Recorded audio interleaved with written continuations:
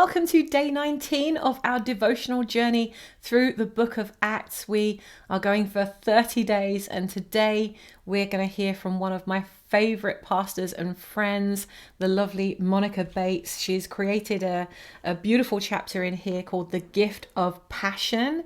I'm not surprised she's talking about passion in her chapter because she is so passionate about Christ. She's passionate about supporting people and bringing that heart from Holy Spirit into the life of every single person that she touches. And she's such a beautiful, beautiful, beautiful spirit, beautiful friend.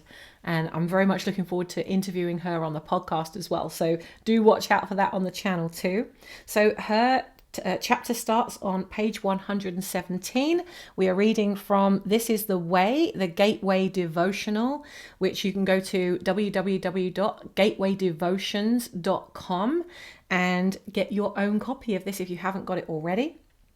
So we're going to start, as always, with the scripture that Monica has chosen today, which is from Acts 18 verses 9 to 11. We're starting on page 117 and then we're going to jump into her story. So let's begin. One night the Lord spoke to Paul in a vision and told him, "Don't be afraid, speak out, don't be silent. For I am with you, and no one will attack and harm you, for many people in this city belong to me." So Paul stayed there for the next year and a half, teaching the word of God. Passion is defined by Merriam-Webster as a strong liking or desire for or devotion to some activity, object, or concept. To be passionate about something often gives us focus, a purpose, and a reason to live.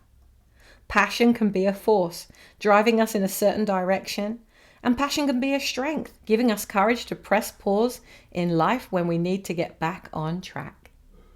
Passion can even move us to help the hurting or to lay down our lives for our spouses, our friends, or a cause. For me, I'm passionate about Jesus Christ. I can't be silent. My passion fuels me to share the gospel with those who don't know Jesus as their Savior and Lord. I vividly remember when I accepted the Lord at 19 years old after experiencing the traumatic death of my mother. It was the darkest season of my life. But in it, I experienced the goodness of God. He created something new in me and gave me hope. Jesus became my anchor. In that dark season, I realized there's no other relationship in my life that can bring me true peace, comfort, healing, and calm. It only comes from the Lord. And nothing can bring healing to a grieving heart and soul except Christ. As God began healing my heart, my passion for telling people about Jesus was born.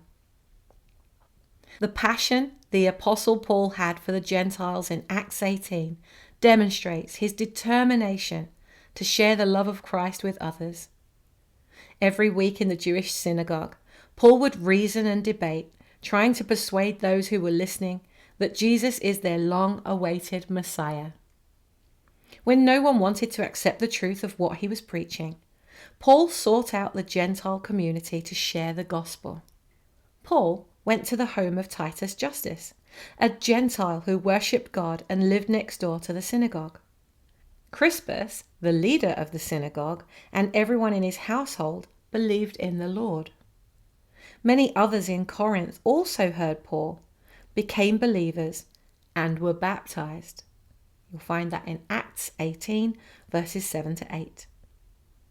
God went before Paul, and he goes before us to bring people across our paths so we can share the gospel and invite them to accept Jesus as Lord. Paul had such a passion for Jesus, and he never let it wane. One night, the Lord spoke to Paul in a vision and told him, "Don't be afraid, speak out. Don't be silent, for I am with you, and no one will attack and harm you, for many people in this city belong to me." So Paul stayed there for the next year and a half teaching the word of God. We heard this scripture at the beginning. Acts 18, verses 9 to 11. When some of the Jews in Achaia falsely accused Paul, the governor said, "I refuse to judge such matters." And he threw them out of the courtroom, which you'll find in verses 15 to 16. Paul used his voice to visit and strengthen all the believers, even in difficult times, and God was with him. Verse 23.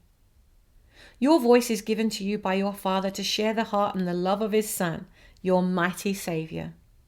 Your voice is important, and your passion for Jesus is valuable. The Holy Spirit longs to give you power for an increased passion for your family, passion for your friends, passion for humanity, so they will no longer look to idols for comfort, but look to Jesus. Ask God to increase your passion and help you use your passion and voice to share the love and hope of Jesus Christ to those all around you.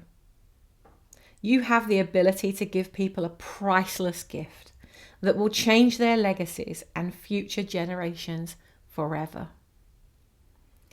The beautiful prayer that Monica has created for you today is this: Father, please give me a heart that is on fire for you.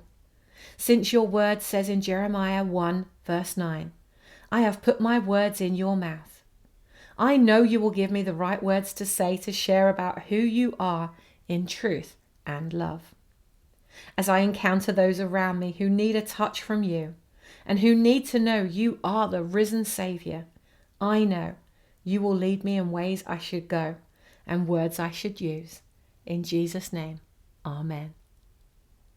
There was a sermon by, I think it was Joachim, not long ago, where he was talking about, I'm sure it was him, or maybe it was Pastor Giuliani. It was one of the two. You should just go watch them all because they're all brilliant. I think it might have been Pastor Giuliani, actually. You'll find it on the YouTube channel, the Gateway Church YouTube channel. What are we in? We're in January 2025 at the point of making this right now. So go back and find his sermon from January 2025. I'll put a link to it in the description, actually. I'll make it easy for you. And in that, I'm sure it was him that said that you don't need to worry or be concerned about the words you use, as long as you invite Holy Spirit to speak through you. Don't try and do it with your own understanding. Holy Spirit, open my eyes to see, my ears to hear. Give me a heart that is open for you. What are the words that you want me to deliver to your beautiful child today? He didn't say that, but that's how I took his and then mixed it with mine. And then you'll never be worried about what to say, because allow Holy Spirit to flow through you. Don't try and do it on your own. Holy Spirit's going to do it. What I loved about what he said was that it's your right and your job and our duty as Christians and as the body of Christ and as the hands and feet and mouth and messenger of Christ to share what Holy Spirit is impressing on our heart and give that to the person that Holy Spirit wants to give it to. And prior to that and during that and after that, Holy Spirit is already going to be going ahead of you. God will go ahead of you to start softening their heart, ready for what you're about to say. So I love this beautiful vision of partnership that I really had impressed upon my heart as I was listening to what he was saying, and mixed with Holy Spirit, give me eyes to see and ears to hear, a heart that is open. What is it that you want me to share with your child today? And just lean into what comes through for you. And Monica is such a prayer warrior.